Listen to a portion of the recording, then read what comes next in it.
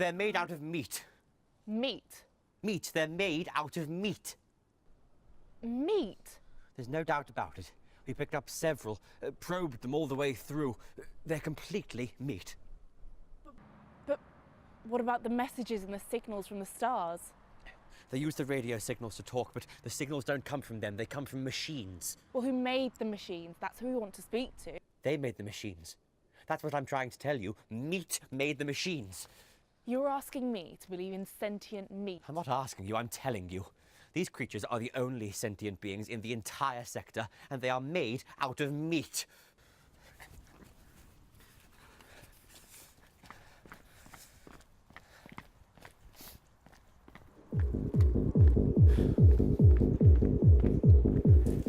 Okay, maybe they're like the Aurophili, you know, a carbon-based life form that goes through a meat stage. No, they're born meat and they die meat. We studied them for several of their lifetimes. Didn't take long. Do you have any idea of the lifespan of meat? Okay, maybe they're like the Weddelley. You know, a meat head with an electroplasma brain. Well, we thought that because they do have a meat head like the Weddelley, but I told you we probed them. They're meat all the way through. No brain. Oh, there's a brain, all right. It's just the brain is made out of meat. So what does the thinking? You're not understanding, are you? You're refusing to deal with what I'm telling you. The brain does the thinking. The meat. Thinking meat? Yes, thinking meat, conscious meat, dreaming meat, loving meat. The meat is the whole deal. Are you beginning to get the picture, or do I have to start all over again? Oh my God. You're serious then? They're made out of meat? Yes, thank you, finally. They're made out of meat, and they've been trying to contact us for almost 100 of their years. So we're supposed to talk to meat? That's the idea. That's the message they're sending out by radio. Hello, anyone there? Anybody home? That sort of thing. So they do actually talk then? Oh yes, except they do it with meat. But you told me they talk through radio. Well, what do you think's on the radio? Meat sounds. You know, when you slap or flap meat, it makes a sound. Well, they communicate by flapping their meat at each other. They can even sing by squirting air through their meat. Oh my God. Singing meat.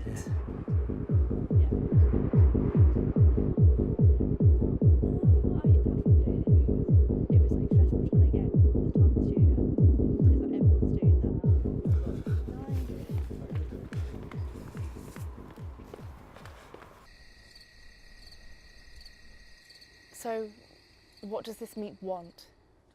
Well, first it wants to talk to us, then I imagine exploring the universe, contacting other sentiences, swapping ideas and information, the usual. What would you advise? Officially or unofficially? Both? Officially, we are required to contact, welcome and log in all sentient races and multi-beings in this quadrant of the universe without prejudice, fear or favor. And unofficially? I advise we erase the records and forget this whole thing. I was hoping you'd say that. I know it seems harsh, but there has to be a limit.